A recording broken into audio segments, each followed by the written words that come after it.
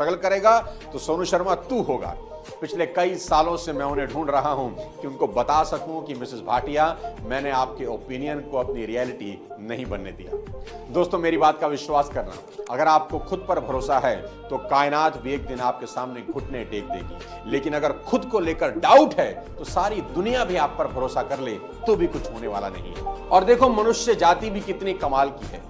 पेड़ पर धागा बांधकर विश्वास कर लेती है कि कुछ अच्छा हो जाएगा। सूरज पर विश्वास है कि जल दिया है तो काम बनेंगे। चांद पर विश्वास है कि व्रत रखा है तो उम्र लंबी होगी।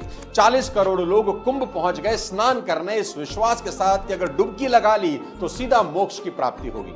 कितनी हैरान करने वाली बात है ना कि आपको सितारों पर, ग्रहों पर, उंगली में पहनी अंगूठी पर, काले लाल पीले धागों पर विश्वास हो जाता है, पर ईश्वर की सबसे नायाब रचना आप खुद हैं, आपको खुद पर विश्वास नहीं होता। आपको लगता है कि जो चीज आपका भविष्य बना सकती है वो कहीं बाहर है, पर मेरी बात ध्यान से सुनिए, जो चीज आपका भविष्य बना सकती है वो कहीं बाहर नहीं है, आपके भीतर ही है। पर ईश्वर की सबसे नायाब रचना आप खुद हैं, आपको खुद पर विश्वास नहीं होता। आपको लगता है कि जो चीज आपका भविष्य बना सकती है वो कहीं बाहर है, पर मेरी बात ध्यान से सुनिए, जो चीज आपका भविष्य बना सकती है वो कहीं बाहर नहीं है, आपके भीतर ही है, और वो है आपका खुद पर विश्वास।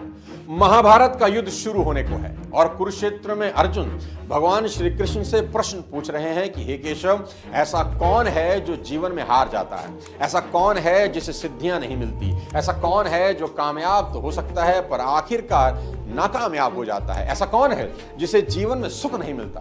तो भगवान श्री कृष्ण अर्जुन को एक ही उत्तर देते हैं कि संशयी आत्मा विनश्यति, यानी संशय में जो आत्मा है उसका विनाश निश्चित है। यानी जो इंसान डाउट में जीता है वो जीवन की जंग हार जाता है। संशय यानी कि डाउट। दोस्तों, इस शब्द ने बड़े बड़ों की लुटिया डुबोई है। और दूसरी तरफ जो इंसान कॉन्फिडेंट है, चाहे उसके पास कोई रिसोर्सेज हो या ना हो, चाहे उसे आगे का रास्ता दिखाई दे रहा हो या ना दे रहा हो, वो एक दिन दुनिया की हर जंग जीत ही जाता है। हौसलों और विश्वास की ऐसी एक अमर कहानी है जो अगर ध्यान से सुनो और सोचो तो रोंगटे खड़ी कर देती है, और वो है राम की कहानी। जरा आप उस इंसान के बारे में सोचो जिसकी पत्नी को कोई अपहरण करके ले जाए, और जो अपहरण करता है किडनैपर है, देवता तक उसके सामने हाथ बांधे खड़े हैं, काल को जिसने अपनी कुर्सी के पाए से बांध रखा हो। पर सोचो, क्या राम कभी डाउट में थे कि पता नहीं पत्नी को वापस ला भी पाऊंगा या नहीं? और मुझे तो यह भी नहीं मालूम कि रावण उन्हें कहां ले गया है। दो सेल्फ बिलीव की इससे बड़ी मिसाल आपको पूरे ब्रह्मांड में ढूंढने से नहीं मिलेगी। जब मां सीता का हरण हो गया तो राम और लक्ष्मण मां को ढूंढ रहे थे, जंगल जंगल उनकी खोज कर रहे थे कि पता नहीं सीता कहां चलेगी। उन्हें यह तो पता था कि कुछ गलत जरूर हुआ है, पर यह नहीं पता था कि रावण उन्हें उठा ले गया है। जब तक वो जटायु से नहीं मिले, सीता को खोजते खोजते राम ने देखा कि एक वृद्ध गीध जमीन पर लहूलुहान पड़ा है, उसके पंख कटे हुए हैं, अलग से जमीन पर पड़े हैं। तो राम ने जाकर उन्हें प्रणाम किया, उनका सर अपनी गोद में रखा, अपना परिचय दिया और उनका परिचय पूछा कि आप कौन हैं और आपकी ऐसी हालत कैसे हो गई। तब पहली दफा जटायु से उन्हें पता चला कि सीता को रावण उठा ले गया है। जटायु ने पूरी कहानी सुनाई और कहा, राम, मैंने रावण को रोकने की और बेटी सीता को बचाने की बहुत कोशिश की, पर रावण ने अपनी तलवार चंद्रहास से मेरे पर काट दी।